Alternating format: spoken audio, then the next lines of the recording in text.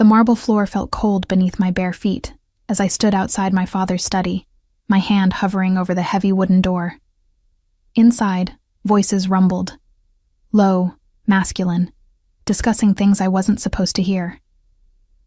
I pressed my palm against the cool wood, steadying myself, and thought about Sophia, my little sister. 20 years old, beautiful in that delicate way that made men stupid and dangerous. She didn't deserve what was coming. None of us did, but especially not her. Elena. My brother Marco's voice cut through my thoughts like a blade. I turned to find him leaning against the corridor wall, arms crossed, his dark eyes assessing me with that mixture of contempt and calculation I'd grown accustomed to. Father didn't summon you. I know. I kept my voice level, blank. Years of practice had taught me how to be invisible, how to show nothing. I was looking for Sophia. She's in her room, packing. Something cruel flickered across his face. Father's finally found a use for her. The Rossi family wants a bride, and Sophia's pretty enough to seal that alliance. The words hit like physical blows, though I'd known they were coming. In our world, the world of the Civitavecchia familia, daughters were currency, assets to be traded for power and protection. I'd always known my turn would come eventually. But Sophia. She was still so young, still believed in fairy tales and happy endings. The Rossi Don is 67 years old, I said quietly, and cruel. Everyone knows what happened to his last wife. Marco shrugged, his expensive suit catching the afternoon light streaming through the windows. Not our problem. Father needs the alliance, and Sophia's the price. Be grateful it's not you. He pushed off the wall, moving closer until I could smell his cologne, something expensive and cloying that made my stomach turn. Though maybe I should suggest he offer both of you. A package deal. You're 24 now, Elena. Getting old for the marriage market, but you still have your uses. I bit down on my tongue hard enough to taste copper. Fighting back would only make things worse. In this house, in this life, I'd learned that survival meant silence, but as Marco walked away, laughing at some private joke, I made a decision. Sophia wouldn't go to the Rossi family. I wouldn't allow it. The study door opened suddenly, making me step back. Men in expensive suits filed out.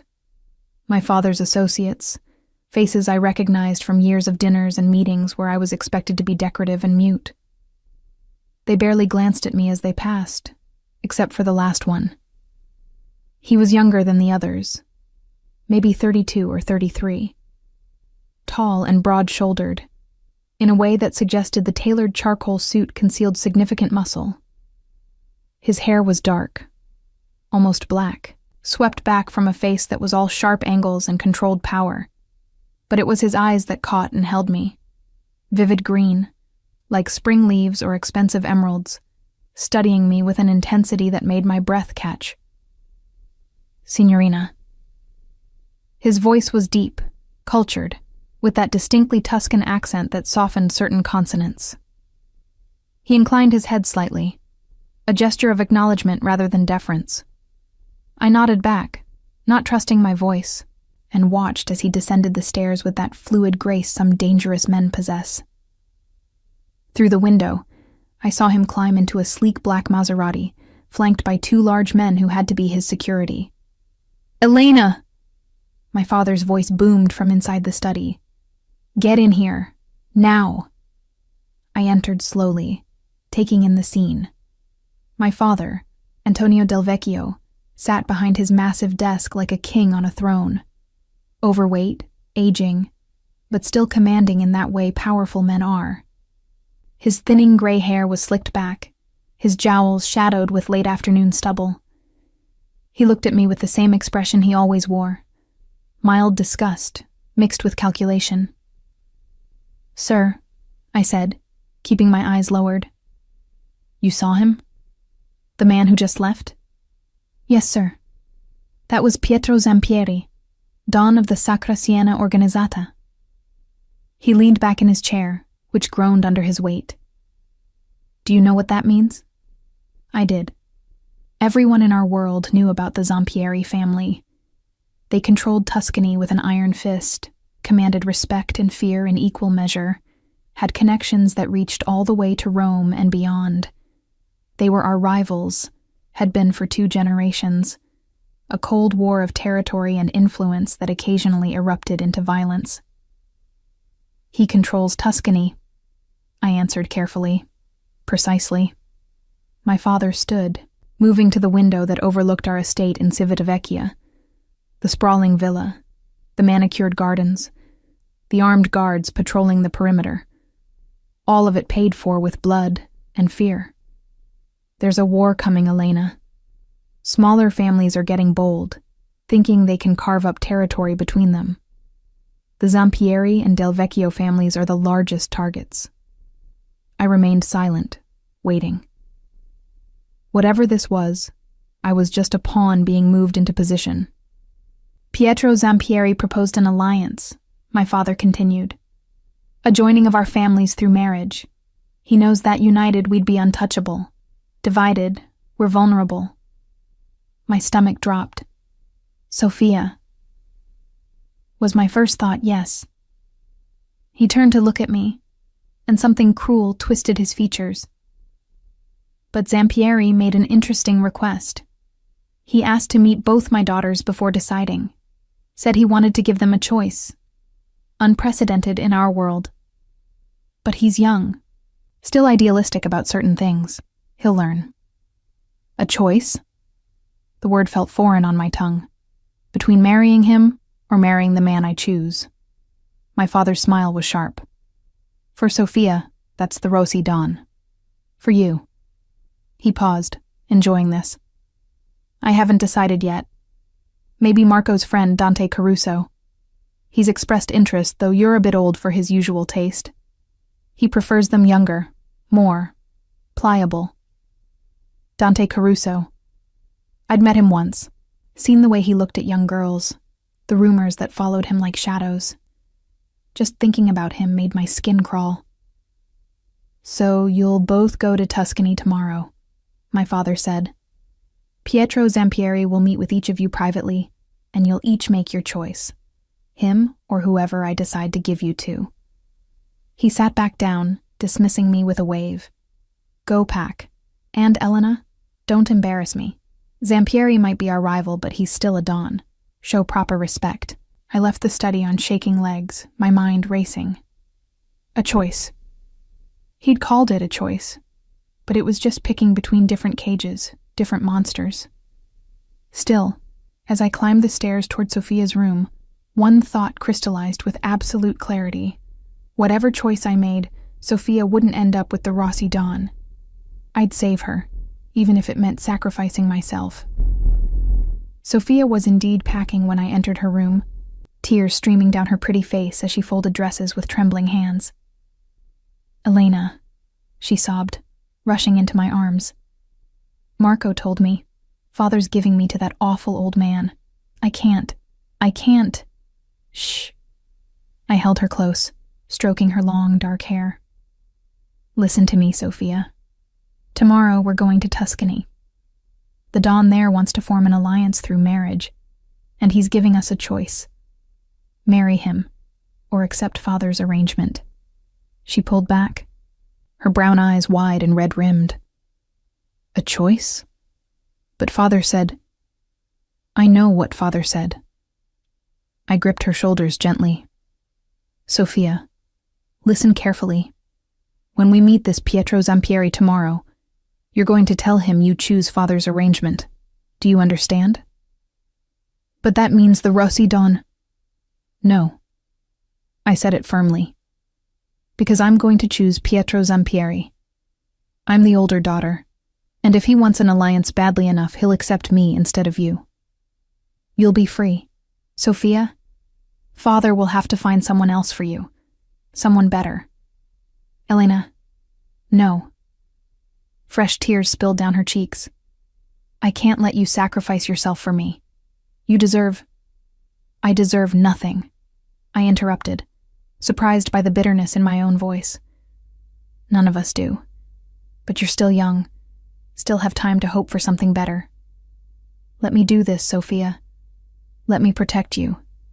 Just this once.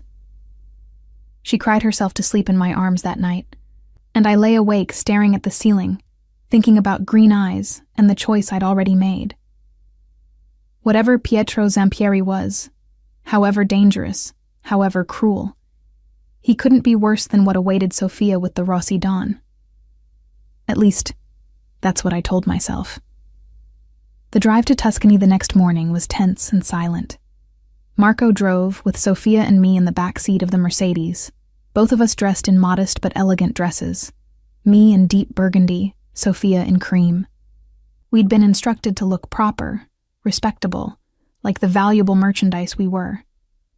The Tuscan countryside was beautiful in the late September morning, rolling hills covered in vineyards and olive groves, medieval towns perched on hilltops like something from a postcard. I'd never been here before. Father kept us close to Civitavecchia, controlled our movements the way he controlled everything else. After 3 hours, we turned onto a private road that wound up through more vineyards until a villa appeared. No, not just a villa. An estate. The main house was gorgeous, all honey-colored stone and terracotta tiles, with formal gardens spreading out around it. Other buildings dotted the property, guest houses, what looked like a winery, security barracks. This wasn't just wealth. This was power. Old money combined with new empire. A man was waiting at the entrance as we pulled up. Dark-haired, early 30s, built like he'd learned to fight before he learned to read. "Marco Del Vecchio?" he asked, his Tuscan accent pronounced. "I'm Luca Zampieri, Pietro's cousin. Follow me, please." Inside, the villa was even more impressive. High ceilings with original frescoes, marble floors that gleamed, furniture that was antique and obviously cared for through generations. Everything whispered of history, of family, of permanence in a world where nothing felt permanent. Luca led us to a sitting room where Pietro Zampieri waited, standing by tall windows that overlooked the vineyards. He turned as we entered, and I felt that same jolt of recognition from yesterday, though I'd barely glimpsed him then. In full daylight, he was devastating. Not handsome in the conventional sense. His features were too sharp, too intense, but compelling in a way that made it hard to look away. Those green eyes swept over us, assessing, before settling on Sophia.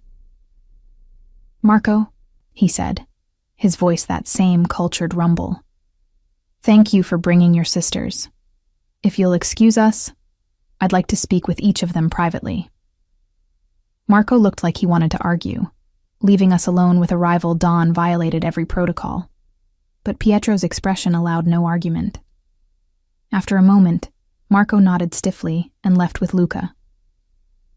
"Signorina Sofia Del Vecchio," Pietro said gently, moving toward my sister.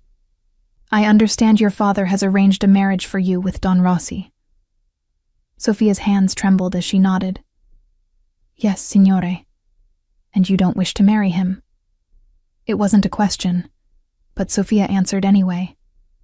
"No, signore, I'm afraid of him."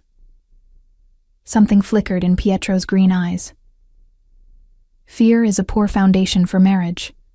He paused, studying her. "I'm offering an alternative. Marry me instead. Form this alliance through our union, and you'll be protected from your father's other arrangements." Sophia glanced at me, then back at Pietro. Her voice was barely a whisper. "You're very kind, signore, but I choose my father's arrangement." Pietro's eyebrows rose slightly. "You choose Don Rossi, knowing what he is?" "Yes, signore." Sophia's voice gained strength, following the script we'd agreed on. "I understand my duty to my family." He studied her for a long moment, then nodded slowly. "Very well. I respect your choice, signorina."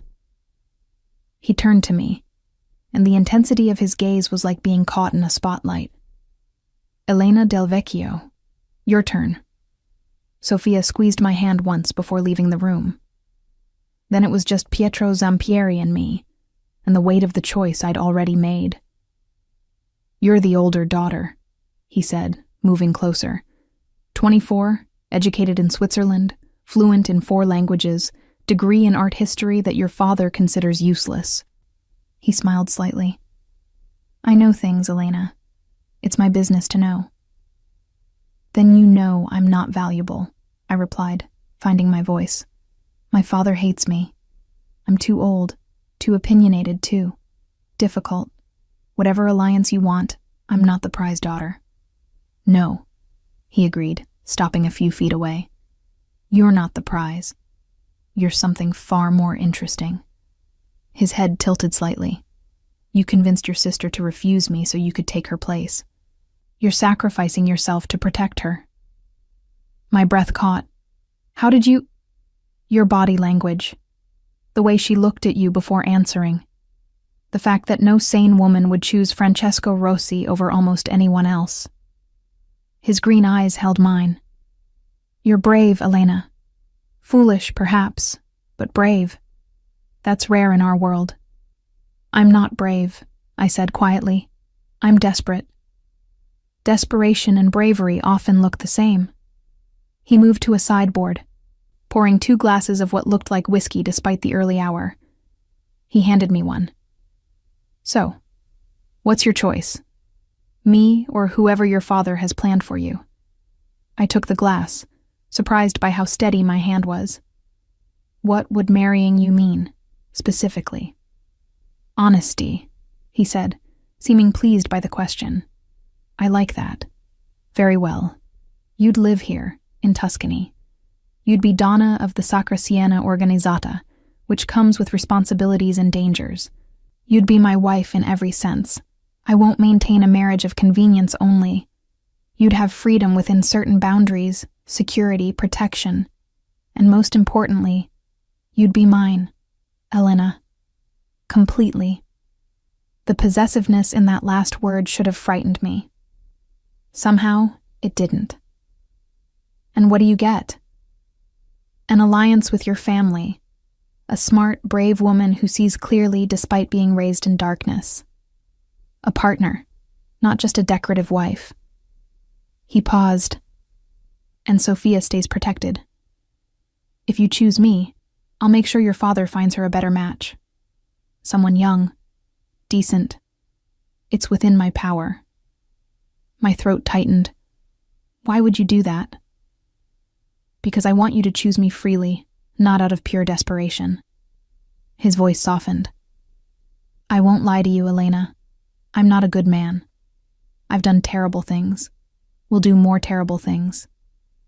But I protect what's mine with everything I have.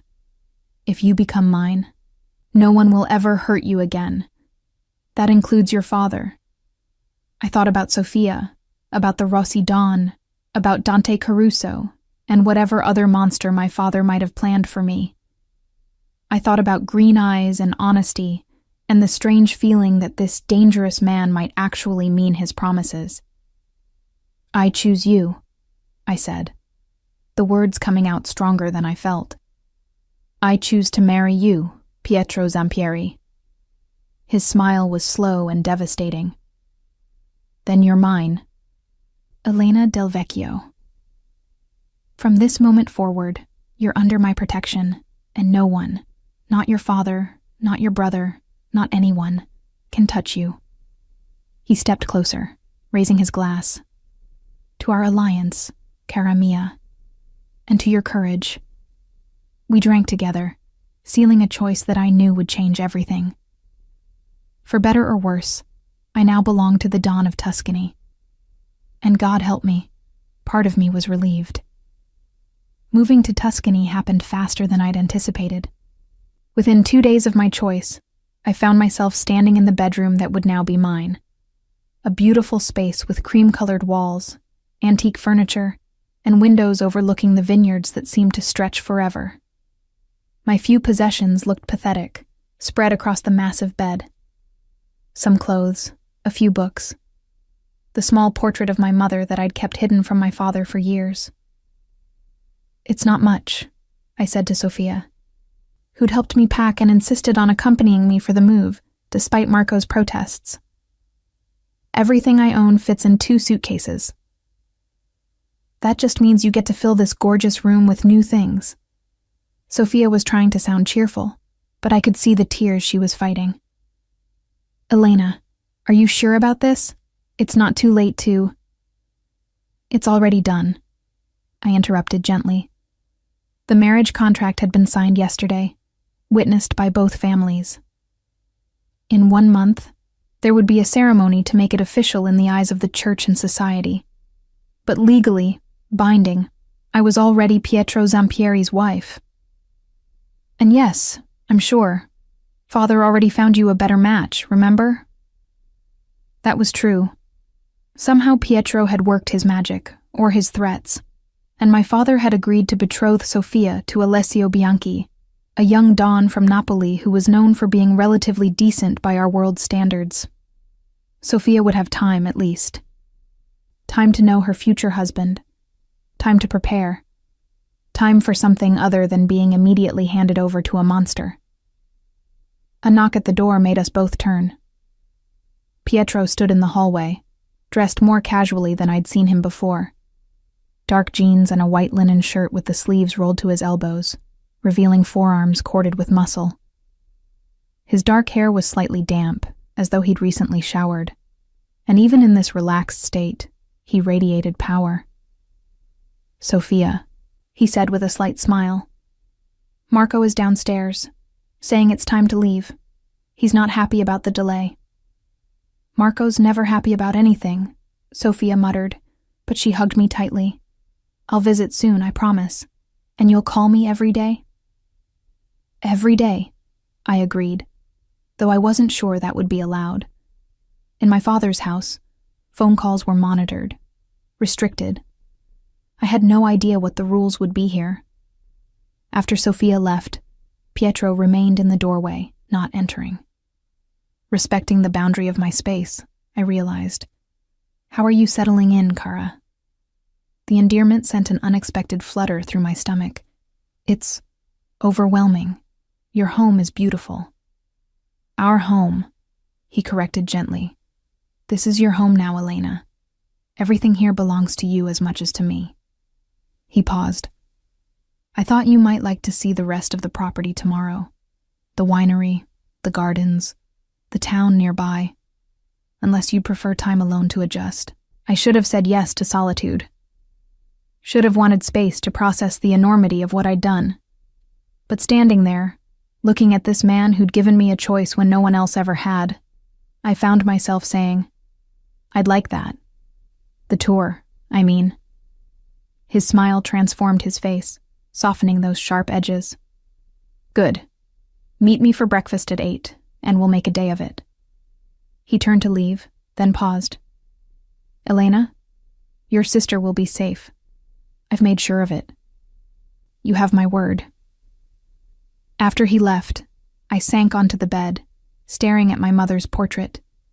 She'd been beautiful, fragile, destroyed by my father's cruelty and indifference.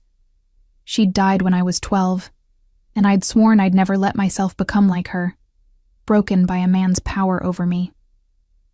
But as I looked around this beautiful room in this beautiful villa, I wondered if I'd just traded one prison for another. A more elegant cage, certainly, but still a cage. The next morning, I dressed carefully in simple jeans and a soft blue sweater, leaving my hair loose around my shoulders. Pietro was already in the breakfast room when I arrived, reading something on his phone while eating fresh pastries and espresso. Buongiorno? He greeted, standing as I entered, another old-fashioned courtesy I hadn't expected. Did you sleep well? Yes, actually. It surprised me, but the bed had been incredibly comfortable, and the silence of the countryside was so different from the tense atmosphere in Civitavecchia. Better than I have in months. Good, you were exhausted. I could see it in your eyes. He pulled out a chair for me. Teresa makes the best espresso in Tuscany, and the cornetti are still warm from the oven. The breakfast was simple, but perfect. And as we ate, Pietro explained the day's plan. The estate was large, several hundred acres of vineyards, olive groves, the villa and its outbuildings, and a small winery where they produced wine primarily for the family and close associates. "It's been in the Zampieri family for 5 generations," he said, as we walked through the vineyards afterward, the late September sun warm on our faces. "My great-great-grandfather bought it with money from, well, you can imagine, but every generation since has poured legitimate work into it. My grandfather Matteo especially. He believed we needed roots in something real, not just in violence and fear. You are the future of the organization, of this family, each of you. Remain united, protect and care for each other. Family always," I quoted softly, remembering the words from a speech I'd once heard attributed to the old Don Zampieri. Pietro stopped walking, looking at me with surprise. "You know my grandfather's words? Everyone in our world knows them. He was different, respected, not just feared." I touched a grape cluster, feeling the weight of it. My father hated him for it, said he was making the family soft. My grandfather believed that power without honor was just thuggery. Pietro's voice was quiet but firm. That we might operate outside the law, but we could still have principles, still protect our own, still build something that would last beyond violence. He paused. I try to honor that, even when it's difficult. We walked in silence for a while, and I found myself relaxing in his presence, in a way I never had around any man. He didn't crowd me, didn't demand constant attention or conversation. He just existed beside me, comfortable in the quiet. "Why did you really choose me?" I asked suddenly. "You could have had Sophia. She's younger, prettier, more biddable. Or you could have rejected both of us and found some other alliance. Why take on the difficult older daughter who comes with nothing but liabilities?" Pietro considered this, his green eyes studying the landscape before turning back to me. "Do you really want to know?" "Yes. Because when I met with your father 2 days before you came here, I heard you outside his study. He said it simply, factually. You were arguing with your brother Marco, defending Sophia. Your voice was fierce, protective, completely unafraid even though I know what Marco is capable of. And I thought, that's the kind of woman I want beside me. Not someone meek who'll bow to every demand, but someone who'll fight for what matters. Someone strong enough to be my partner, not just my possession." My breath caught. "You heard that argument?" "Every word. The study door isn't as soundproof as your father thinks." A slight smile. "You called Marco a coward and a bully. You told him that someday. Someone would stand up to him and he'd crumble like the weak man he really is. It was magnificent. I'd been so angry that day, so frightened for Sophia, that I'd forgotten to be careful. I thought I was being quiet. You were passionate. There's a difference." He resumed walking, and I followed. "Elena, I know what your life has been like. I know your father treats you with contempt, that your brothers mock you, that you've been made to feel worthless your entire life. But you're not. You're extraordinary, and I want to give you the space to become everything you're capable of being." The words were almost too much. I'd never been told I was extraordinary, had never been treated like I had potential beyond being married off for advantage. "You don't really know me." "Not yet," he agreed, "but I will. We have a lifetime for me to learn every detail of who you are, Elena del Vecchio Zampieri." The sound of my new name sent an unexpected thrill through me. We continued the tour, and Pietro was patient, answering my questions about the property, the business, the family. He had 2 brothers and 3 cousins who were active in the organization, all living on various properties nearby. His parents were dead. His father killed in a territory dispute when Pietro was 19. His mother from cancer 2 years later. "That's when I became Don," he said as we stood in the winery, surrounded by oak barrels aging wine. Too young, really. I had to learn fast, had to prove myself against men who thought I was just a boy playing at power. It wasn't easy. But you did it. Because I had no choice. Because the alternative was watching everything my grandfather built crumble. His voice was firm. "Just like you're doing this because you had no choice. You're protecting your sister because the alternative is unthinkable. We're not so different, you and I. Maybe we weren't. We were both trapped by family, by duty, by circumstances we hadn't chosen. But somehow, standing there in the cool darkness of the wine cellar, I felt less trapped than I had in years." That evening, as we returned to the villa, a black SUV was pulling up to the entrance. 2 men emerged. One I recognized as Luca Zampieri, Pietro's cousin. The other was a stranger, tall and lean with cold eyes and a scar along his jaw. Pietro's entire demeanor changed instantly. The relaxed, almost gentle man I'd spent the day with vanished, replaced by someone harder, more dangerous. "Wait inside," he told me quietly. "This is business." I obeyed, but paused in the doorway where I could still hear their voices. "Marco." Pietro's voice was cold. "What brings the Del Vecchio consigliere to Tuscany unannounced?" "Your new wife's brother sends his regards." The scarred man, Marco, apparently named after my brother, replied with a tone that suggested no regards at all. "And a message from Don Antonio. He's concerned about certain arrangements." "What arrangements?" "Sophia's engagement to the Bianchi boy. Antonio's reconsidering. Thinks perhaps a more advantageous match could be made now that you've taken his worthless daughter off his hands." The words were like a slap, though I'd heard worse from my father directly. But Pietro's response made my breath catch. "You will refer to my wife with respect, or you'll leave here in a body bag." His voice was absolutely lethal. "And you'll tell Antonio that Sophia's arrangement is final.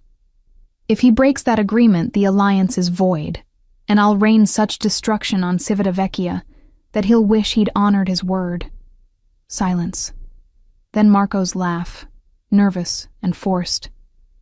"Don Pietro, there's no need for threats. I'm just a messenger. Then take my message back to your Don. Elena is mine now. Sophia is under my protection. Any attempt to renege on our agreements will be considered an act of war. Is that clear enough?" After they left, Pietro found me in the entrance hall. His expression softened when he saw me. "You heard. I heard you defend me." My voice was thick with emotion. "My whole life, no one has ever." "Elena." He crossed to me, his hands coming to rest gently on my shoulders. "You're my wife. That means something to me. It means everything. Anyone who disrespects you disrespects me, and I don't tolerate disrespect." My father called me worthless. "Your father is a fool who wouldn't recognize value if it bit him." Pietro's green eyes were intense. "You are not worthless.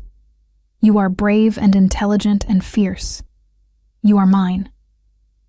And I protect what's mine with everything I have."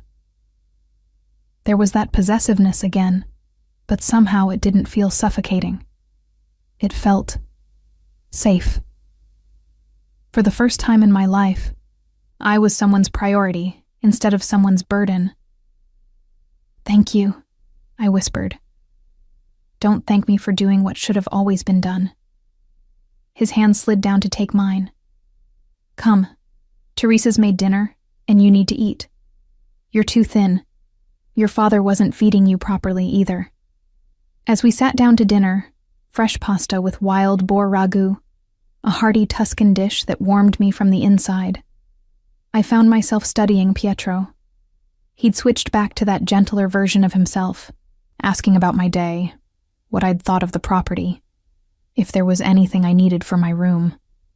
But I'd seen the other side now. The Don, the man who threatened body bags and war without hesitation. He caught me staring. "What are you thinking, Kara?" "That you're two different people," I said honestly. "The man you are with me and the man you are with them." "No." He set down his fork, giving me his full attention. "I'm always the same man, Elena. I'm just careful about who sees which aspects of me. With you, I can be softer, because I know you won't mistake softness for weakness. With them," he gestured vaguely toward where the confrontation had happened, "I have to be harder, because in our world, any perceived weakness is an invitation for attack." "So which is the real you?" "Both." His smile was slight but genuine. "That's what I hope you'll come to understand. I can be gentle with you and ruthless with our enemies.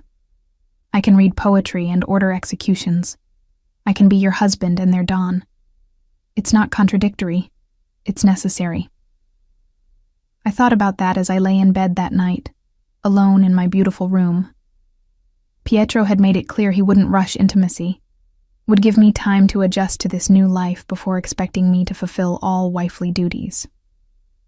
I appreciated that, even as part of me wondered what it would be like to truly belong to him. The next few days fell into a pattern. Mornings, we'd have breakfast together, and Pietro would handle business, meetings with his brothers and cousins, phone calls, decisions that he didn't always explain, but that I could see weighing on him. Afternoons, he'd spend time with me, showing me more of the property, introducing me to key people in his organization, teaching me what I needed to know about being Donna of the Sacra Siena Organizzata. It was overwhelming, but also fascinating. I'd been kept so ignorant in Civitavecchia, treated like an expensive vase to be displayed and ignored. Here, Pietro expected me to learn, to understand, to have opinions. He asked what I thought about various situations, listened when I offered suggestions, treated me like my mind had value. "You're good at this," he said one afternoon as we reviewed the winery's financial records together. I'd pointed out some inefficiencies in the distribution system that could save significant money. "You have an eye for patterns, for seeing what others miss." "My degree in art history," I said with a slight smile. Father thought it was useless, but analyzing paintings for symbolism and hidden meanings? It translates well to analyzing other systems. "Your father is an idiot." Pietro leaned back in his chair, studying me. "I'm going to have you work with Marco. My Marco, not your brother. On our legitimate business operations. Your insights could be valuable. You'd trust me with that? Elena, you're my wife. Eventually, you'll know everything about how this organization runs. I need a partner, not just a decorative spouse." He paused. "Unless you're not interested? If you'd prefer to focus on other things?" "No," I interrupted quickly. "I want to help. I want to be useful." "You already are." His voice was soft. "More than you know." That night, I called Sofia as promised. She sounded happier, told me about meeting Alessio Bianchi and how he seemed kind, seemed genuinely interested in getting to know her before the wedding. "It's because of Pietro," she said. "Whatever he said to Father, it worked. Alessio treats me like a person, not property." She paused. "How is it there? Are you happy? Was I?" I looked around my comfortable room, thought about the day spent learning things that interested me, the man who defended me and valued me. "I think I might be," I admitted. "It's strange, Sophia. He's not what I expected." "Is he good to you?" "Yes. Better than good." I couldn't fully explain the complexity of it, how Pietro could be dangerous and gentle, possessive and respectful, all at once. "I'll tell you more when you visit." After hanging up, I stood by my window, looking out at the vineyards bathed in moonlight. A knock made me turn to find Pietro in the doorway, this time in just black sleep pants and a white t-shirt that showed the defined muscles of his chest and arms. "I heard you on the phone with Sophia," he said. "Just wanted to make sure everything's all right." "Everything's fine. She's happy with Alessio." "Good." He stepped into the room, and I was suddenly very aware that we were alone, that he was my husband, that I was wearing only a silk nightgown. "Elena, I want to ask you something. The wedding ceremony is in 3 weeks. I need to know if you're comfortable with that, or if you need more time to adjust before we make it official in front of everyone." I thought it was already official. The contract is legally binding, yes, but the church ceremony, the public celebration, that's different. That's announcing to the world that you're mine, that this alliance is permanent and unbreakable. His green eyes held mine. "If you're not ready—" "I'm ready," I heard myself say. And surprisingly, I meant it. 3 weeks is fine. He smiled, crossing to me. His hand came up to cup my face, thumb tracing my cheekbone with unexpected gentleness. "You continue to surprise me, cara mia. I thought I'd have to convince you." "Maybe I'm surprising myself," I admitted, leaning into his touch despite myself. "May I kiss you?" The question was soft, giving me the choice, the control. I nodded, and his lips met mine, gentle at first, testing, then deeper as I responded. His arms came around me, pulling me close, and I felt the solid strength of him, the leashed power. When we finally parted, both breathing harder, he rested his forehead against mine. 3 weeks, he murmured. "Then you'll be mine in every way, Elena. I'll make you happy, I swear it. I'll give you everything you've been denied. Respect, partnership, a voice that matters, and protection, always protection." "Why do you want me so much?" I asked, genuinely confused. "I'm not special." "You are to me." His voice was fierce. "You're everything, Cara. You just don't see it yet, but you will. I'll make sure you do." After he left, I touched my lips, still feeling the imprint of his kiss.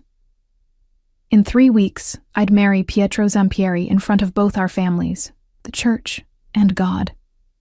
I'd become his wife not just legally, but in every sense that mattered. And the strangest part? I found I was looking forward to it. Maybe, just maybe, I'd chosen right after all. The wedding preparations consumed the villa for the next 2 weeks. Teresa, the housekeeper who'd been with the Zampieri family for 30 years, took charge with military precision, coordinating with caterers, florists, and the small army of staff needed to prepare for what Pietro insisted would be a proper celebration, not some rushed courthouse affair.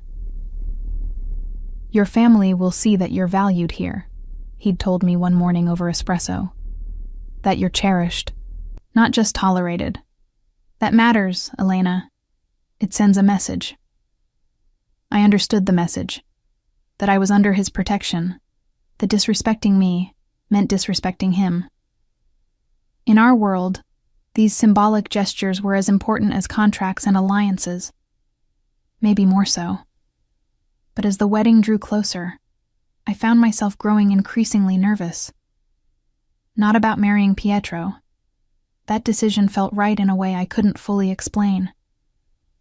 But about what marriage truly meant. About the wedding night. About surrendering that final barrier. About becoming his completely. He'd been patient, sleeping in his own room despite being my legal husband, stealing kisses but never pushing for more. But after the ceremony, that patience would end. He'd made that clear. "After we're married in the church, you'll move into my room," he'd said, matter of fact. "I won't maintain separate bedrooms, Elena. When we marry, it will be real in every sense." I was thinking about this, standing in the villa's library pretending to read while my mind spun, when Luca Zampieri found me. Pietro's cousin was in his early 30s, with the same dark coloring but brown eyes instead of green, and a more approachable demeanor than his cousin's intensity. "Elena," he said, settling into a chair across from me. "Mind if we talk?" "Of course not." I set aside the book I hadn't been absorbing anyway. "Pietro asked me to check on you.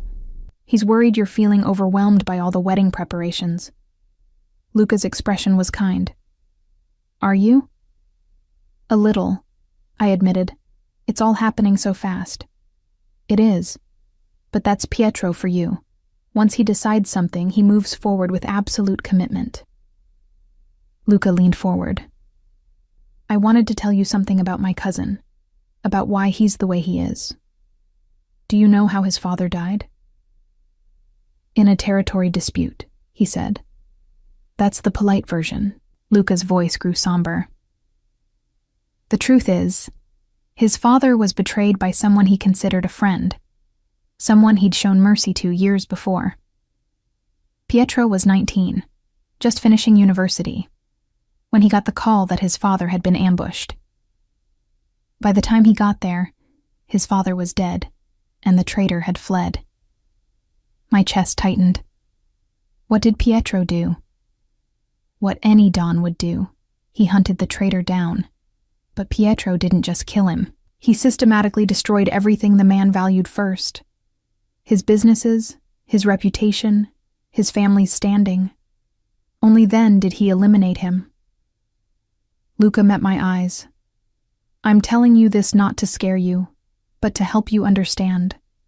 Pietro's fierceness, his possessiveness, his need to protect what's his.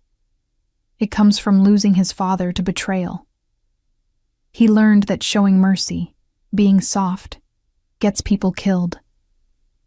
But he's been gentle with me. Because you're not his enemy, Elena. You're his wife, and that puts you in the most protected category in his world." Luca smiled slightly. "I've known Pietro my whole life, and I've never seen him like this with anyone. He actually cares about your opinion, your comfort, your happiness. That's unprecedented." Before I could respond, Marco Zampieri, Pietro's right hand, not my brother, appeared in the doorway. "Elena, Don Pietro needs you in his office. There's been a development." My stomach dropped. In our world, developments were rarely good.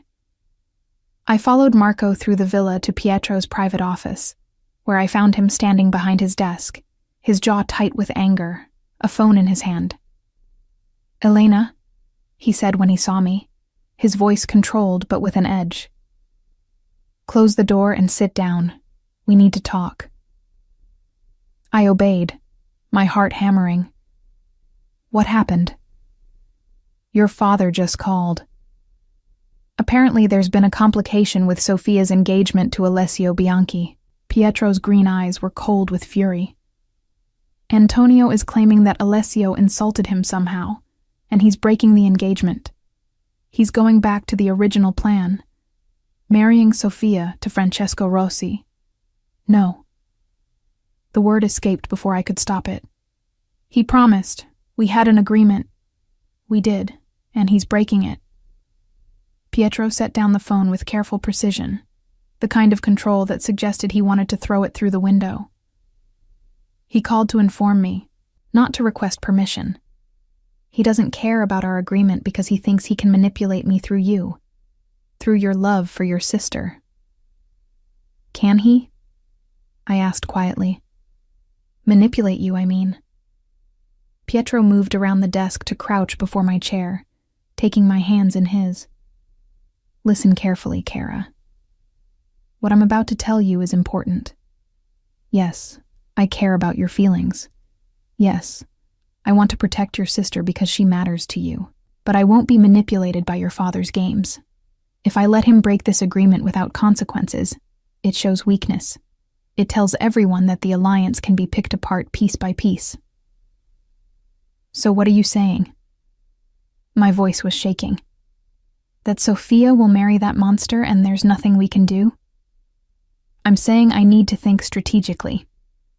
His grip on my hands tightened. Elena, if I go to war with your father over this, people will die. Your brother, your father's men, some of my men. It will destabilize both families, make us vulnerable to outside attacks. Is that what you want? No, but you want me to save Sophia anyway, to ride in like some hero and fix everything. His voice was gentler now. And I will, amore. I will find a way. But it has to be smart, calculated, done in a way that doesn't destroy us all in the process. Tears burned my eyes. How? How can you save her without going to war? I don't know yet. He released my hands to cut my face, forcing me to meet his eyes. But I promise you this. I will not let your sister marry Francesco Rossi. I will find another way, make another deal, apply different pressure. Give me time, Elena. Trust me. I do, I whispered, and realized it was true.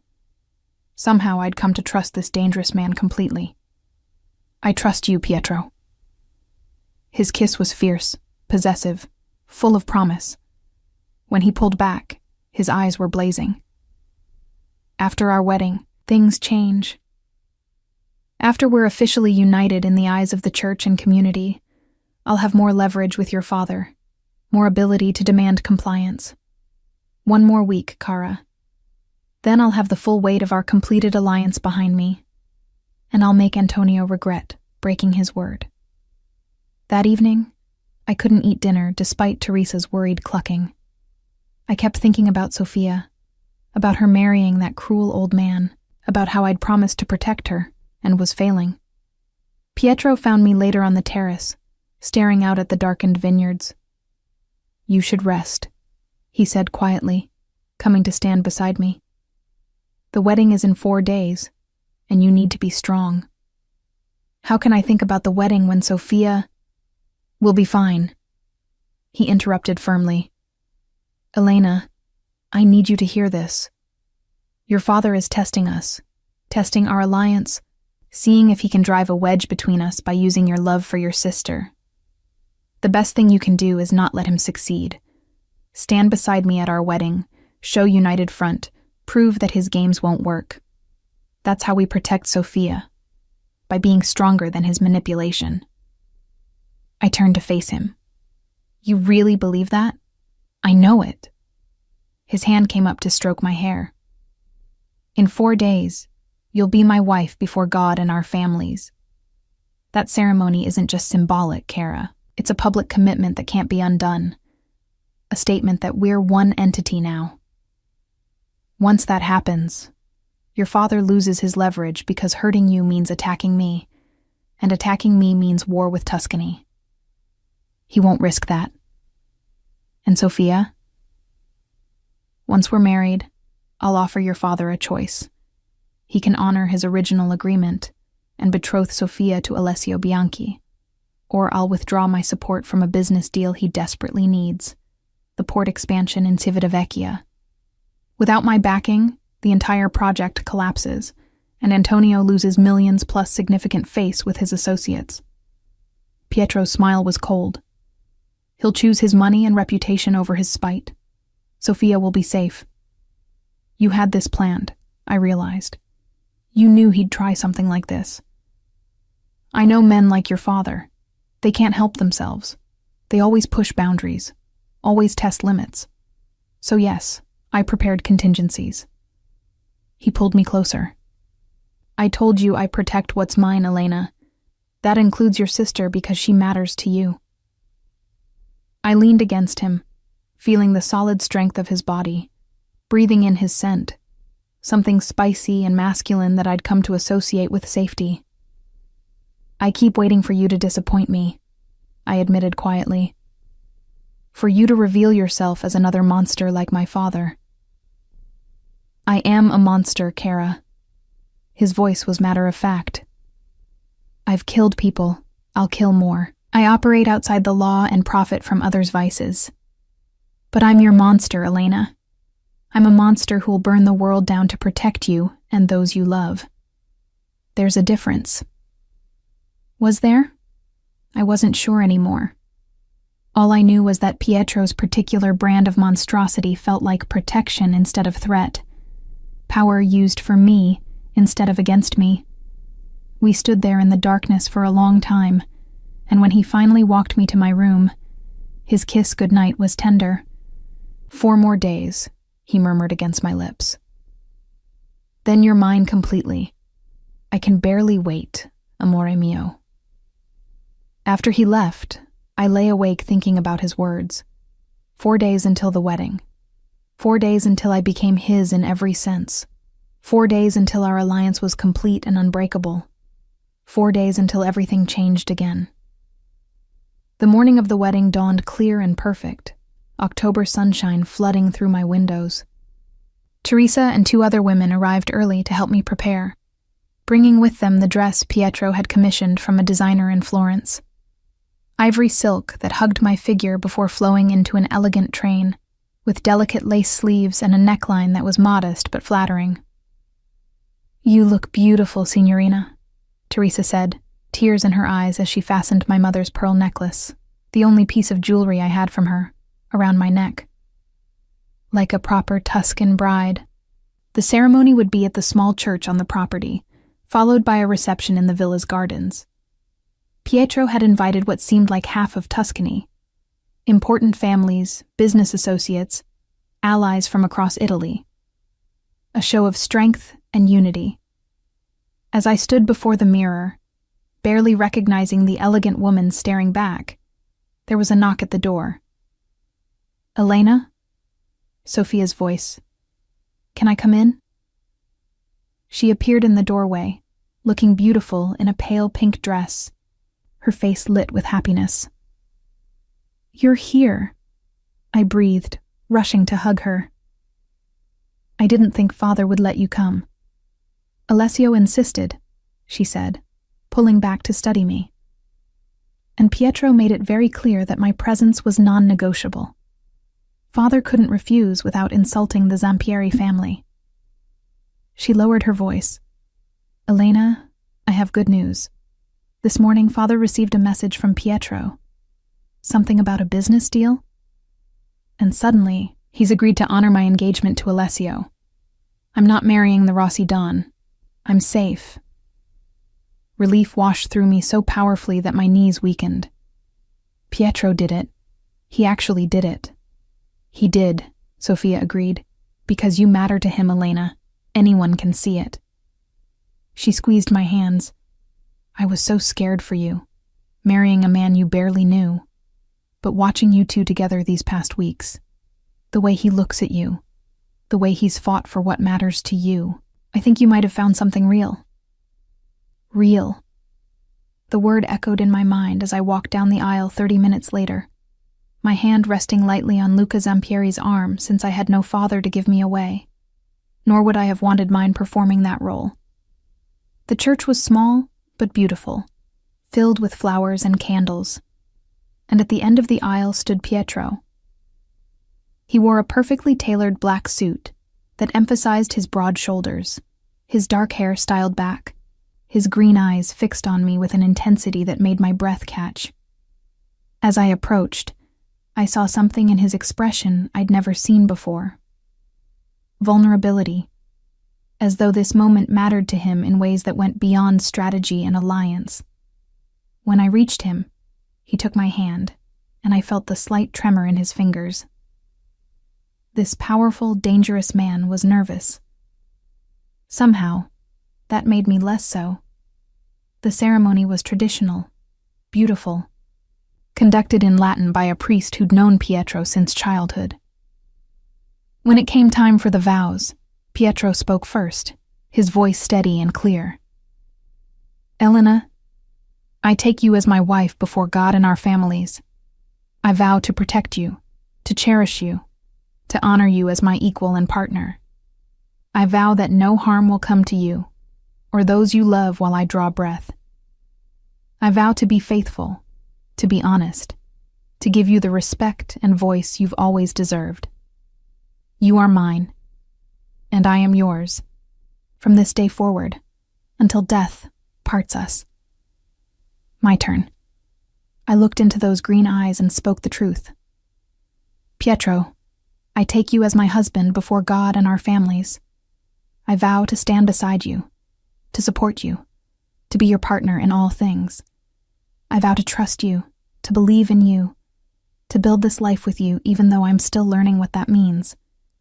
You gave me a choice when no one else did, and I choose you. I am yours, and you are mine, from this day forward, until death parts us. When the priest pronounced us married and Pietro kissed me, it felt like a claiming, a promise, a beginning all at once. The church erupted in applause, but I barely heard it. I was too focused on the man who was now my husband in every sense, the man I'd chosen to trust with everything I was. The reception was lavish, tables overflowing with Tuscan delicacies, wine flowing freely, music and dancing under strings of lights in the garden. I met what felt like hundreds of people, all congratulating us, all assessing me as the new donna of the Sacra Siena Organizzata. But it was late in the evening, after the cake had been cut and the formal toasts made, that the moment I'd been both anticipating and dreading finally came. Pietro found me on the terrace where I'd escaped for air, his jacket discarded, his white shirt open at the collar, looking rakish and dangerous and impossibly handsome. "Hello, wife," he said softly, that possessive edge I'd come to recognize threading through his voice. "Hello, husband," I replied, my heart racing. He extended his hand. "It's time, cara mia. Time to make this marriage real in every sense." I took his hand, feeling the warmth of his skin, the strength in his grip. He led me through the villa, up the stairs to his room. Our room now, I reminded myself. It was beautiful, all dark wood and cream linens, with windows overlooking the vineyards and a massive bed that suddenly seemed very significant. "Elena." Pietro turned to face me, his hands coming up to cup my face. "If you're not ready, if you need more time—" "I'm ready," I interrupted, surprised by my own certainty.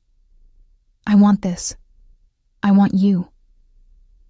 His kiss was different this time, deeper, hungrier, full of barely leashed desire. His hands found the zipper of my wedding dress, sliding it down with agonizing slowness. The silk pooled at my feet, leaving me in the delicate lingerie Sophia had insisted I buy, white lace that felt impossibly daring. "Bellissima," Pietro breathed, his green eyes dark with want. "You're the most beautiful thing I've ever seen, Elena, and you're mine. Finally, completely mine." What followed was a claiming in the truest sense, fierce and tender, passionate and gentle. Pietro taking his time to worship every inch of me, to learn what made me gasp and shiver and cry out his name. And when he finally made me his completely, the brief pain was swept away by pleasure so intense it bordered on overwhelming. Afterward, we lay tangled together, my head on his chest, his fingers tracing lazy patterns on my bare shoulder. "No regrets?" he asked quietly. "None," I answered honestly. And it was true. Whatever fears I'd had, whatever doubts, they dissolved in the face of this reality. Pietro wasn't just my husband. He was my partner, my protector. The man who'd given me a choice and then proven himself worthy of that choice every single day. "Good," he murmured, pressing a kiss to my hair. "Because you're stuck with me now, cara mia. For better or worse, until death do us part. You're the Donna of Tuscany, and I'm going to spend the rest of my life making sure you never regret choosing me." As I drifted toward sleep in his arms, safe and sated and cherished, I thought about how strange life was. A month ago, I'd been my father's worthless daughter, traded like property. Now I was Pietro Zampieri's wife, his chosen partner, a woman with voice and power and purpose. I'd married to save my sister, but somehow I'd saved myself instead. The first week of marriage passed in a haze of discovery and adjustment. Waking up beside Pietro each morning felt surreal. This powerful man who commanded an empire with absolute authority, who could be ruthless and cold with his enemies, but who was surprisingly gentle with me. He'd bring me espresso in bed, kiss my shoulder as I stirred, murmur "Buongiorno, amore mio," in that deep voice that sent shivers down my spine. Our days fell into a comfortable rhythm. Mornings, Pietro handled business while I worked with his cousin Marco on analyzing the family's legitimate operations: the winery, several restaurants in Florence and Siena, real estate holdings. He'd been right. My eye for patterns and inefficiencies was proving valuable, and the work gave me purpose beyond being simply the Don's wife. Afternoons, we'd often spend together, Pietro teaching me about the organization's structure, its allies and enemies, the delicate balance of power that kept everything functioning. He didn't hide things from me the way my father had, didn't treat me like I was too fragile or stupid to understand complexity. "You're Donna now," he'd told me one afternoon as we reviewed territory maps in his office. "That means you need to know everything, Elena. If something happens to me, you have to be able to step in, to protect our interests, to lead." "Nothing's going to happen to you." I'd protested, the thought of losing him sending unexpected panic through me. "Probably not." His smile was reassuring. "But in our world, probably isn't certainty. I need you prepared, Kara. Promise me you'll learn everything I teach you." I'd promised, and I meant it. Over the past weeks, I'd gone from being a powerless pawn to being a partner in this empire. It was intoxicating in ways I hadn't anticipated, but it was the nights that truly undid me. Pietro was an attentive, passionate lover who seemed determined to learn every detail of what pleased me, who took his time despite his own obvious desire, who made me feel beautiful and desired and cherished in ways I'd never experienced. In his arms, I'd discovered a sensuality I hadn't known I possessed, a hunger that matched his own. "You're thinking too much," he murmured one night as we lay tangled together, both breathing hard from our lovemaking. His fingers traced patterns on my bare shoulder. "I can always tell when your mind is racing." "I'm thinking about how different this is from what I expected," I admitted. "When I chose you, I thought I was trading one prison for another. But this doesn't feel like a prison, Pietro." "What does it feel like?" His green eyes were intent on my face. "Like freedom," I said quietly. Strange as that sounds. Like for the first time in my life, I'm allowed to be fully myself, to think, to work, to have opinions that matter, to be seen as more than just property. Something fierce and possessive flashed in his eyes. "You were never property to me, Elena. You're my wife, my partner, my equal, and you're mine, but not the way your father owned you. You're mine because you chose to be, and that makes all the difference." He was right. The difference between Pietro's possession and my father's had become increasingly clear. My father had owned me like he owned a car or a house, something to use and discard as convenient. Pietro claimed me like a treasure he'd fought for and won, something precious to be protected and cherished. One was imprisoning. The other was liberating. It was mid-November when the first real test of our alliance came. Pietro's brother, Marco Zampieri, named after the family's patriarch, not to be confused with my brother or Pietro's right hand, arrived at the villa with news that sent tension crackling through the house. "The Castellano family is moving on our territory in Siena," Marco reported during a meeting in Pietro's office that I was now routinely included in. "They've been quiet for months, letting us think they'd accepted the new boundaries. But last night, they hit 3 of our establishments. Not violently, just walked in and made it clear they're now offering protection to those businesses." "Massimo Castellano," Pietro said, his voice cold. I should have known he'd try something eventually. He's been looking for an excuse since his son was arrested on our testimony. "What will you do?" I asked, watching the tension in his shoulders. "What I have to do." Pietro's expression was hard.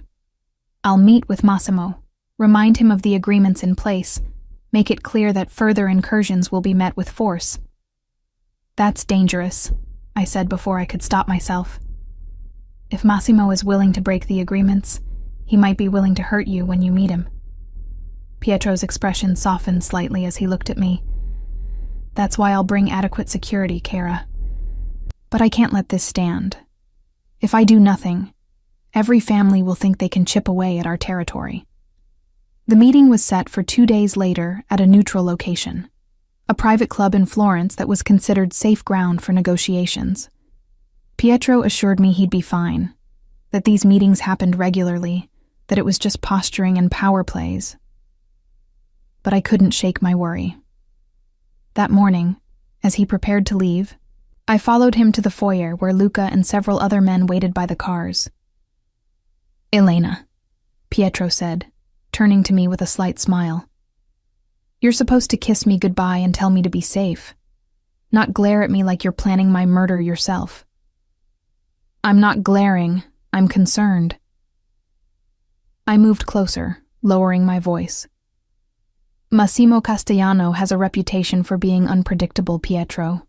What if this is a trap? Then I'll spring it with my eyes open. His hands came up to frame my face, thumb stroking my cheekbone. Amore, I've been handling men like Massimo since I was 19. I know what I'm doing. I know, but...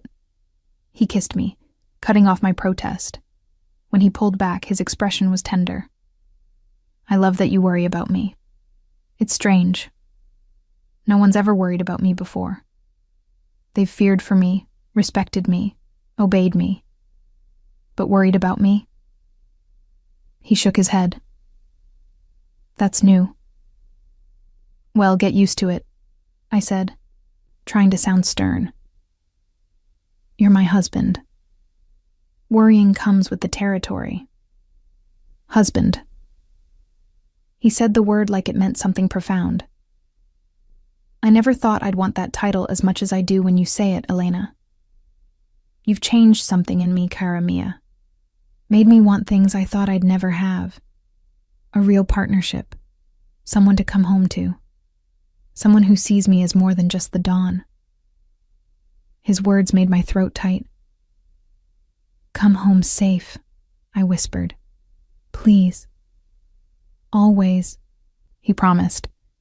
I have too much here to lose now.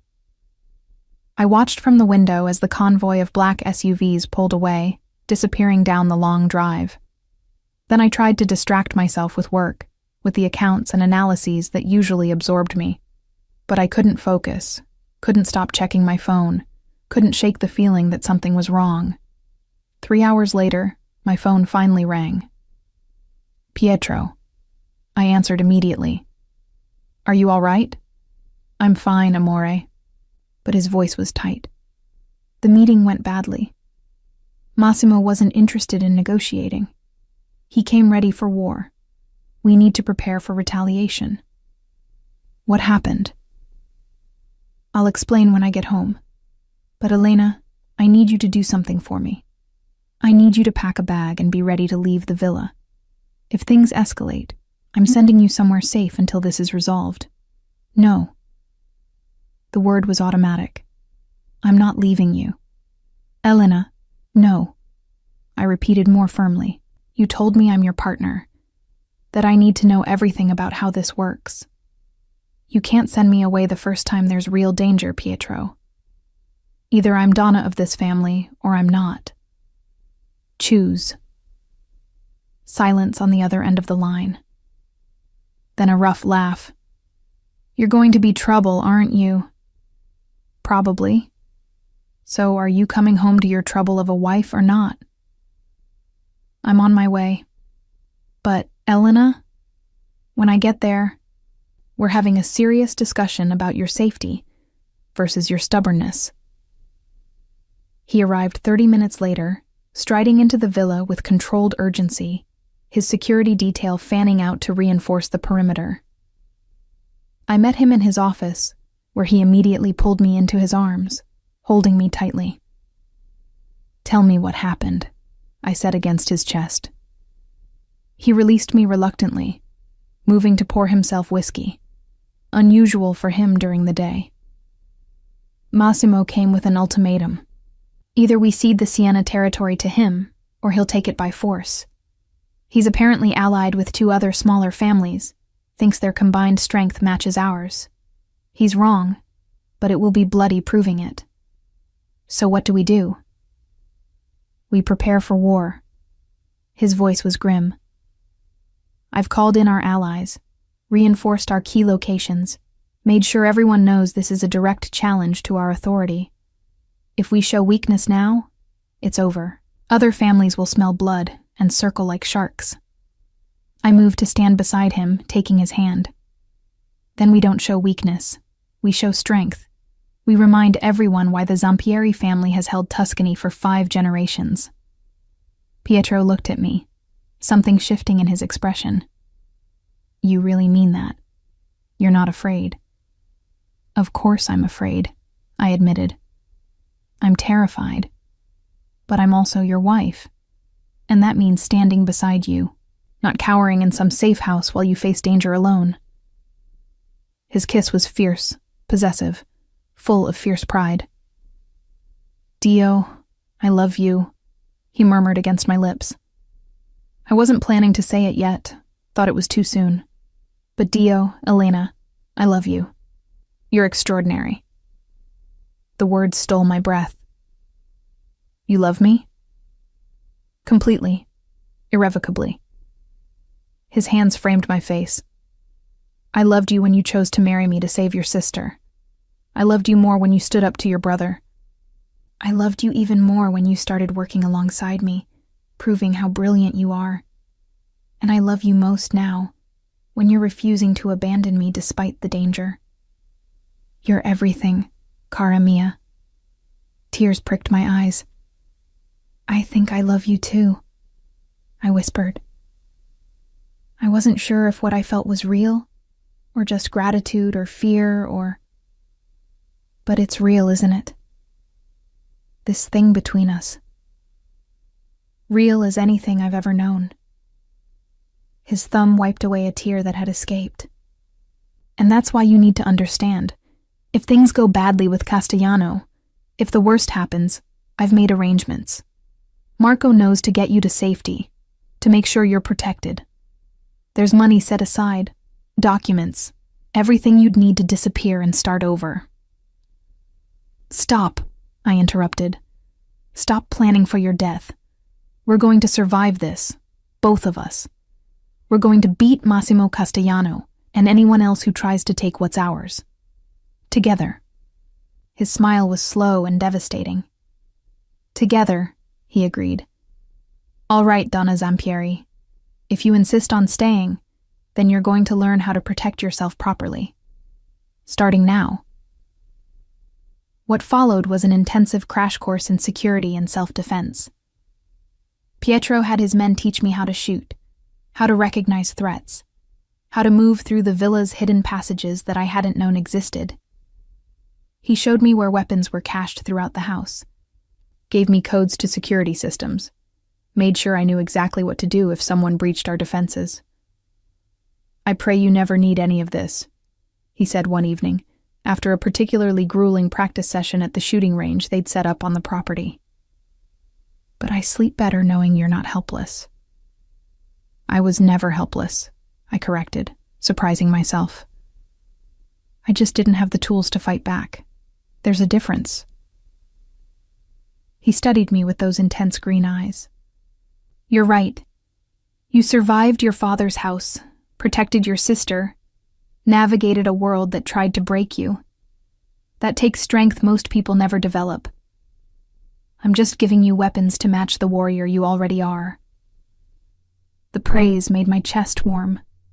All my life, I'd been told I was worthless, difficult, a burden. But Pietro saw something different. He saw strength and intelligence and value. He made me believe I was capable of more than I'd ever imagined. 2 days later, the situation escalated. One of our warehouses in Siena was firebombed in the middle of the night. No one was killed, thank God, But the message was clear. Castellano was making his move. Pietro's response was swift and calculated. Within 24 hours, he'd exposed a money laundering scheme Castellano had been running, tipped off the authorities with ironclad evidence, and watched as federal agents raided 3 of Massimo's key businesses. It was ruthless, surgical, and completely legal, destroying Castellano's empire through legitimate channels rather than violence. In the old days, this would have been resolved with guns and bloodshed, Pietro explained as we watched the news coverage of Castellano's arrest. But my grandfather taught me that smart power is more effective than raw force. Massimo wanted war. I gave him legal destruction instead. He'll be fighting criminal charges for years. And by the time he's out, if he gets out, his family will have moved on to new leadership that's smarter about respecting boundaries. That was brilliant, I said, genuinely impressed. That was necessary. He pulled me close, his arms coming around me from behind as we stood watching the news. And it was only possible because of information you helped gather, Amore. That analysis you did of his financial structures. That's what we used to build the case. You helped take him down, Elena. I'd contributed something meaningful, used my skills for something that mattered. The realization made me feel powerful in a way I'd never experienced. That night, as we celebrated with his brothers and cousins, with wine and laughter and relief that the crisis had been resolved without bloodshed, I caught Pietro watching me with an expression I'd come to recognize. Pride mixed with possession, mixed with love. Later, when we were finally alone in our room, he pulled me into his arms. "I have something for you," he said, producing a small velvet box. Inside was a delicate gold bracelet, engraved with words in Italian. Fortis et fidelis, strong and faithful. "This was my grandmother's," Pietro said as he fastened it around my wrist. "She gave it to my grandfather on their wedding day with those words, strong and faithful. That's what he said she was, what she proved herself to be throughout their marriage. And that's what you are, Elena, strong enough to stand beside me, faithful enough to trust in what we're building. You've earned this." I looked at the bracelet, then at him, overwhelmed by the gesture. "Pietro, shh." He silenced me with a kiss. "You don't have to say anything, Kyra. Just know that you've become essential to me, to this life, to everything. I wasn't lying when I said I love you, Elena. You're the best choice I've ever made." "I chose you," I reminded him, smiling through tears. "And I chose you right back." His hands framed my face. "Every single day, I choose you, and I'll keep choosing you for the rest of our lives." As he made love to me that night, tender and fierce and absolutely certain, I realized something profound. I'd married Pietro Zampieri to save my sister, accepted a choice between monsters, expected to endure rather than thrive. But somehow, impossibly, I'd found more than safety or protection. I'd found partnership and purpose and love. Real, complicated, fierce love that transformed everything. I'd capitulated to his claim on me. But in doing so, I'd claimed him right back. And together, we were building something unshakable. December arrived with cold rain that turned the Tuscan hills gray and mysterious. I stood at the window of our bedroom, watching water stream down the glass, one hand resting on my stomach. A new habit I'd developed over the past few weeks, though there was nothing visible yet to protect. "Elena?" Pietro's voice came from behind me. "What are you thinking about so intently?" I turned to find him in the doorway, dressed in dark slacks and a white shirt, his hair still damp from the shower. 3 months of marriage, and he still made my heart race when he looked at me like that, like I was the most fascinating thing in his world. "Just thinking about Sophia's wedding next month," I lied. "I can't believe she's actually getting married to Alessio. It seems like just yesterday we were both trapped in Civitavecchia." Pietro crossed the room, his hand settling on my waist, pulling me back against his chest. "You're a terrible liar, cara mia. You've been distracted for days. What's really going on?" I'd been trying to find the right time to tell him, but there never seemed to be a perfect moment. Might as well make it now. "Pietro, I'm pregnant." He went absolutely still behind me. Then his hands tightened on my waist, spinning me to face him. "What did you say?" "I'm pregnant. 8 weeks, according to Dr. Russo." I'd seen the family doctor 2 days ago, confirmed what I'd suspected for the past week. "I wanted to be sure before I told you." Pietro's expression cycled through surprise, wonder, fierce possessiveness, and something that looked like fear before settling on joy. "A baby. We're having a baby." "We are," I confirmed, searching his face. "Are you happy?" We never really discussed timing, and I know with everything happening with the organization. He kissed me, cutting off my anxious rambling. When he pulled back, his eyes were blazing. "Happy doesn't begin to cover it, Elena. You're giving me a child, an heir. You're giving me family in the truest sense. Of course I'm happy." The relief that washed through me was profound. "I wasn't sure how you'd react. It's happening so fast. We've only been married 3 months. 3 months in which you've become essential to everything I am." His hand moved to rest on my still flat stomach, possessive and protective. "This baby is proof of what we're building, amore. A future that's ours, not just an alliance, but a real family." Over the next few weeks, Pietro became simultaneously more protective and more demanding of my involvement in the business. He insisted I cut back on stress, eat properly, rest more. But he also refused to shut me out of important decisions, still valuing my input even as he hovered like I might shatter at any moment. "You're going to drive me insane," I told him one afternoon when he'd appeared for the 3rd time to make sure I was eating lunch. "I'm pregnant, not dying." "I know, but you're carrying something precious and I won't take chances with either of you." He sat beside me, his hand finding its way to my stomach as it always did now. "Elena, I need to tell you something. There's been a development." My stomach dropped at his tone. "What kind of development?" "Your father contacted me yesterday. He wants to meet. Just him and me, no associates. He says it's urgent, about Sophia's upcoming wedding." Pietro's jaw tightened. He was insistent, almost desperate. That worries me. "You think it's a trap?" "I think your father doesn't do anything without ulterior motives."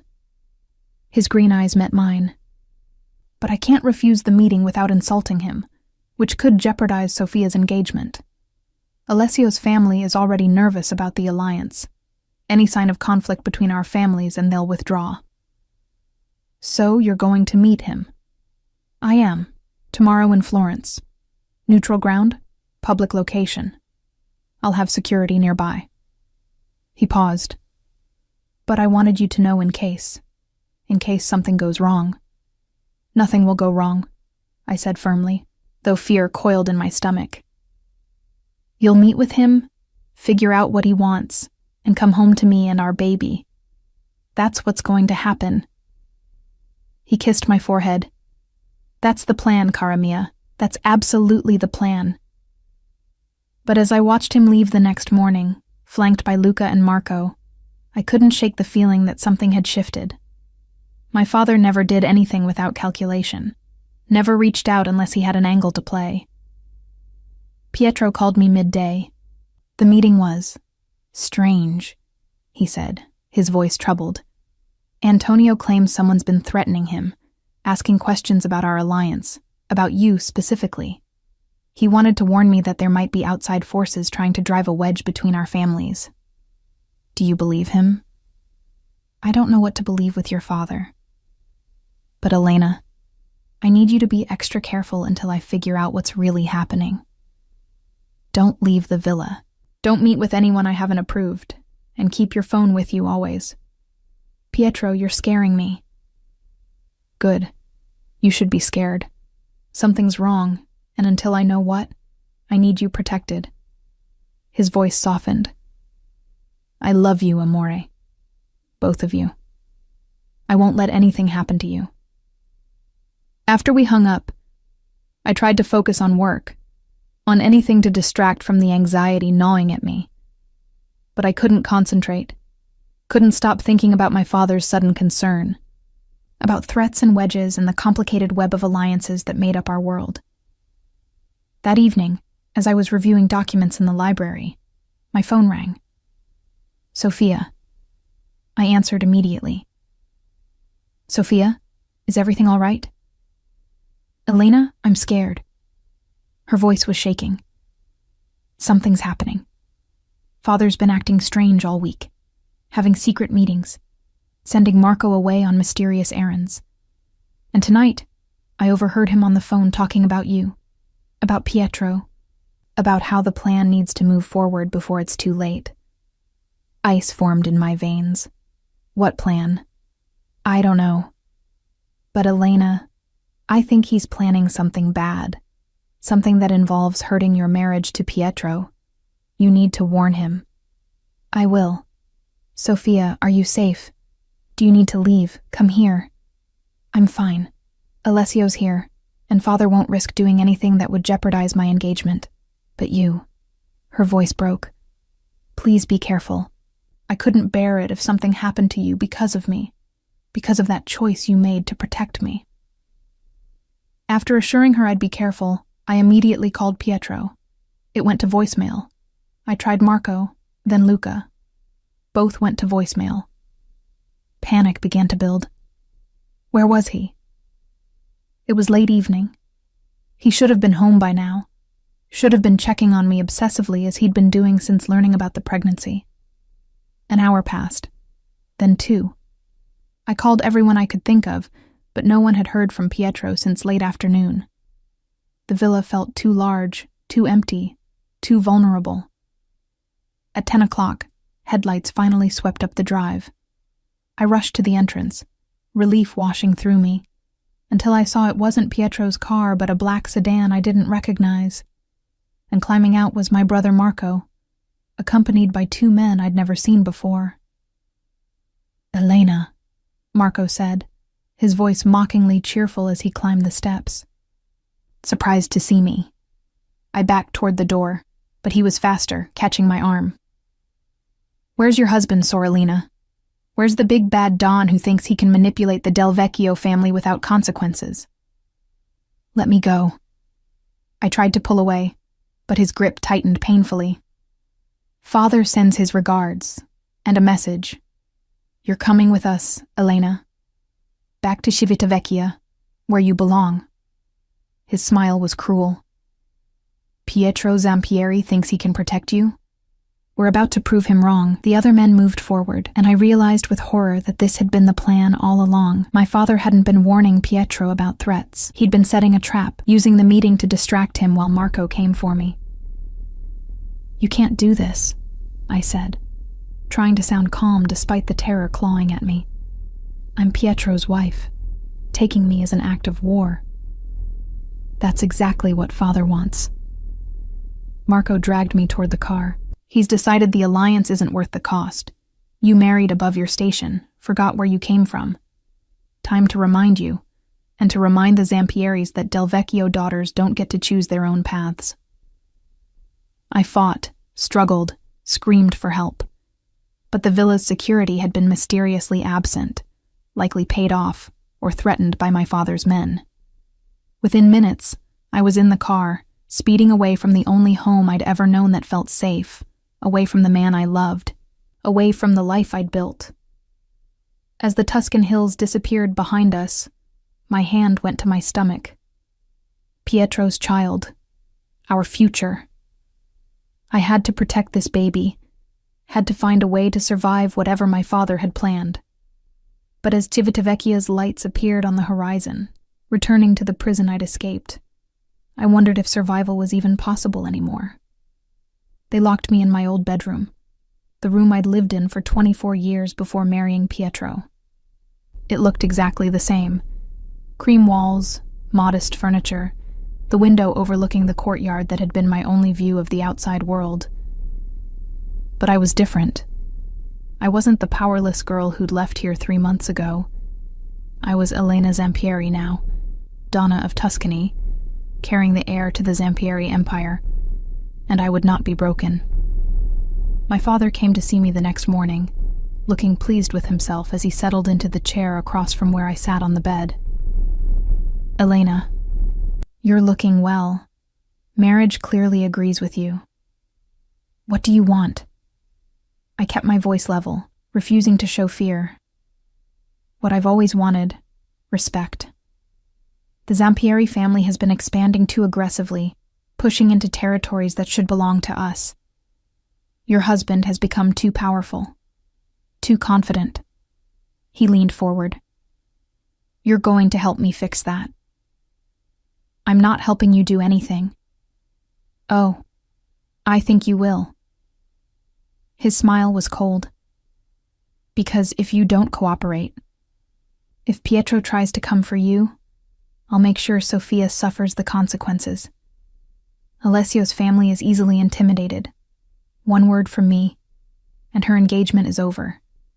She'll marry Francesco Rossi after all." The threat hit like a physical blow. After everything, after all Pietro and I had done to protect her, my father was using Sofia as leverage again. "You're a monster. I'm a businessman, and right now, you're my most valuable asset." He stood, moving to the door. "You'll call your husband tomorrow and tell him you've decided to stay here, that the marriage was a mistake. You'll end this alliance and return where you belong, under my control." After he left, I paced the room like a caged animal, my mind racing. Pietro would come for me. I knew he would. But if he did, Sofia would pay the price, and Alessio's family would withdraw their support, leaving her vulnerable, unless I could find another way. My old hiding places were still there, the loose floorboard near the window, the space behind the bookshelf, and miraculously, my father's men hadn't confiscated my phone. They'd seen it, dismissed it as irrelevant since I couldn't call out without triggering the security system that monitored all communications from the house. But what they didn't know was that Pietro had given me something else. A small device disguised as a lipstick tube that could override electronic security for exactly these situations. "I pray you never need this," he'd said when giving it to me. "But if you're ever in danger, if you're ever taken, use it to contact me. I'll find you, Elena. Always." That night, after the house had gone quiet, I retrieved the device from my hidden pocket and my phone from under the mattress. My hands trembled as I activated the override, watching the screen as it bypassed my father's security systems. Then I called Pietro. He answered on the first ring. "Elena." His voice was raw, devastated. "Dio, amore, are you hurt? Did they—" "I'm fine. The baby's fine." My voice broke on the last word. "Pietro, I'm so sorry. He set a trap. I know, and I'm coming for you. Tonight. Luca and I have been planning since the moment I realized you were gone." "No." I forced the word out. "You can't come. He's threatening Sofia. If you try to rescue me, he'll destroy her engagement, marry her to Rossi. He's using her to control me." Pietro's silence was terrible. Then, "What do you want me to do, Elena? Leave you there? Let him win?" "I want you to trust me." I took a deep breath. "I have a plan, but I need time. Can you give me 24 hours? 24 hours of you in your father's custody." His voice was anguished. "Elena, I can't. You have to. For Sofia, for our baby, for everything we've built." My hand went to my stomach. "Pietro, I'm not the powerless girl I used to be. You taught me to shoot, to think strategically, to see patterns. Trust that I can handle this." Another pause. Then, "What do you need from me?" Over the next 5 minutes, I explained my plan. It was risky, potentially deadly, but it was the only way to protect everyone I loved and destroy my father's power permanently. When I finished, Pietro was quiet for a long moment. That's bold, amore, and dangerous. I learned from the best. I could hear the smile in my own voice despite everything. Will you do it? For you. I'll do anything. But Elena, if this goes wrong, if he hurts you, he won't, because I'm not his worthless daughter anymore. I'm your wife, your partner, the mother of your child, and I'm about to remind him exactly what that means. The next morning, I asked to see my father. Marco brought me to his study, where Antonio sat behind his desk like a king on his throne. Ready to make that phone call? He asked smugly. Actually, I wanted to discuss terms. I sat in the chair across from him, channeling every bit of confidence Pietro had taught me. You want me to end my alliance with the Zampieris, but you haven't thought through the consequences. His eyes narrowed. What consequences? Pietro Zampieri isn't like other men you've dealt with. He's smart, patient, and absolutely ruthless when it comes to protecting what's his. If I call him and end things, he won't just accept it. He'll know I'm under duress, and he'll come anyway. But this time, he'll come with war. Let him try. I have allies who will abandon you the moment they realize what you've done. I leaned forward. You kidnapped a Don's wife, Father. A pregnant wife. Every family in Italy will see you as unstable, dangerous, someone who breaks the most sacred rules of our world. Pietro won't have to fight you alone. He'll have allies lining up to help destroy you just to prove they're not associated with your madness. I saw uncertainty flicker across his face. Good. What are you proposing? A trade. You let me return to Tuscany voluntarily. Tell everyone this was all a misunderstanding, that I came home to visit and decided to stay a few extra days. In exchange, I convinced Pietro to give you a piece of the Siena territory you've been coveting, a show of good faith that repairs the alliance. Why would Pietro agree to that? He knows I took you. Because I'll ask him to, and Pietro gives me whatever I ask for. I let a small smile curve my lips. You may not value me, Father, but my husband does. He'll trade territory for my safe return and his child's protection. That's the kind of man he is. Antonio considered this, greed warring with suspicion in his expression. And Sophia? You won't interfere with her marriage to Rossi? If you try to force her into that marriage, all bets are off. Pietro and I will ally with every family that opposes you, and will destroy you. But if you honor her engagement to Alessio, let her be happy, then we'll maintain peace. Your choice. He studied me for a long moment. You've changed. Yes, I have. I stood. Do we have an agreement? Fine. You can return to your precious husband. But Elena, if this is some kind of trick, it's not. I moved toward the door, then paused. But Father, you should know, I'm not afraid of you anymore, and I never will be again. You lost your power over me the day Pietro gave me a choice. Remember that. I left before he could respond, my heart hammering but my stride confident. Phase 1 complete. The return to Tuscany was orchestrated carefully. Antonio's men drove me back, making it look like a willing visit ending naturally. But the moment I walked through the villa's doors and saw Pietro waiting, I dropped the act. He crossed the foyer in 3 strides, pulling me into his arms, holding me so tightly I could barely breathe. Elena, he whispered against my hair. Dio, I thought I'd lost you. When I got home and you were gone. I know. I'm sorry. I pulled back to look at him, seeing the shadows under his eyes, the tension in his shoulders. He'd barely slept, I realized. Had probably been planning my rescue, preparing for war. But I'm okay. We're okay. His hand moved to my stomach, a gesture that was becoming automatic for both of us. And the baby? Fine, she's a fighter, this one. I said it deliberately, watching his reaction. She? His eyes widened. I don't know for sure, but I have a feeling. I took his hand, leading him toward his office. Pietro, we need to talk about what happens next. My father thinks this is over, that he's won some concession from us. But he's wrong. What are you planning, Cara? There was caution in his voice, mixed with curiosity. I'm planning to destroy him. Permanently. Over the next hour, I laid out the full plan. Everything I'd discovered during my time in Civitavecchia, all the weaknesses I'd noticed, every vulnerability in my father's operation. Pietro listened, occasionally asking questions, his expression growing more impressed with each detail I revealed. You're magnificent, he said finally, and terrifying. Remind me never to make you angry. Too late. He threatened our child, Pietro. He threatened Sofia. He tried to take everything we've built. My voice was hard.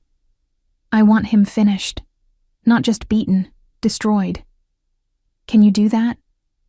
Oh, amore. His smile was dangerous. I can do far more than that.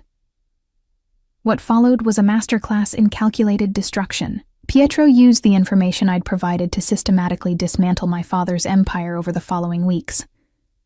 Business deals fell through. Allies suddenly withdrew support.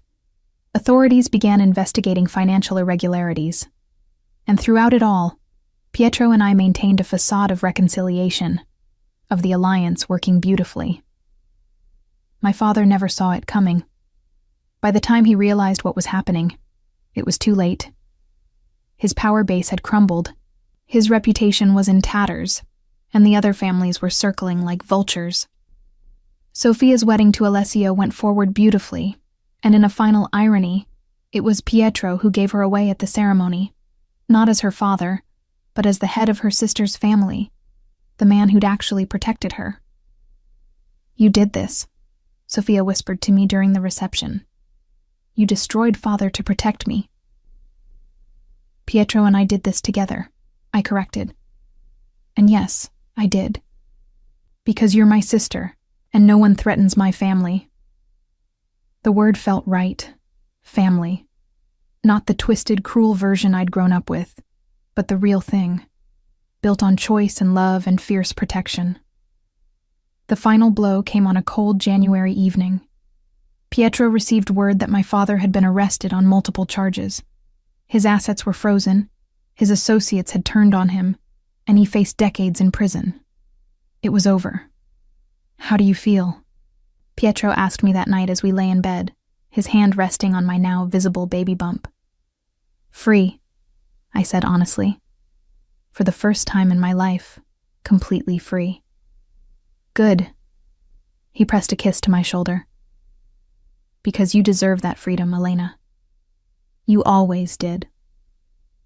2 months later, on a warm March morning, I gave birth to our daughter. We named her Mattea, after Pietro's grandfather, the man who'd taught him that power without honor was just thuggery. As I held her in my arms, this tiny, perfect miracle, Pietro beside me looking at her with such wonder and love, I thought about the impossible journey that had brought us here. I'd married to save my sister, chosen between monsters, expected to endure a loveless alliance. Instead, I'd found partnership and purpose and love, fierce, complicated, real love that had transformed both of us. I'd gone from being a powerless pawn to becoming Donna of one of Italy's most powerful families. I'd learned to be strong, to fight, to protect what mattered. What are you thinking, amore? Pietro asked, noticing my tears. That I made the right choice, I said softly. That day in the sitting room, when you gave me an option, marry you or accept my father's arrangement. I thought I was just picking the lesser evil, but I wasn't. I was choosing my future, choosing freedom, choosing love. You chose me, Pietro said, his voice thick with emotion. And I choose you. Every single day I choose you, Elena. You and this perfect little girl. My family. Our family, I corrected. Always. Little Mattea made a soft sound, and we both laughed through tears. This was what I'd fought for. This moment, this love, this impossible future that had become our reality. I'd married the Mafia boss to save my sister, but somehow, he'd saved me right back. And together, we'd built something unbreakable.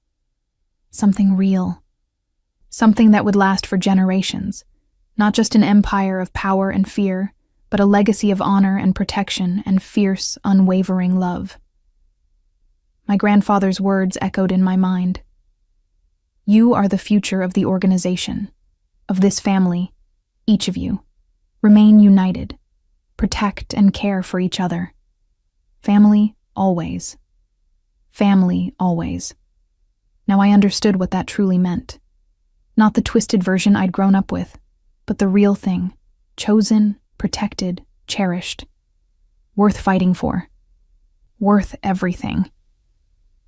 As I looked at my husband and our daughter, I knew with absolute certainty this was just the beginning. Our future stretched before us, full of challenges and joy, danger navigated together and triumphs celebrated side by side. But we'd face it all the same way we'd faced everything else, together, united, unbreakable. Because that's what real family did. And we were real family now. Finally, blessedly, completely, forever.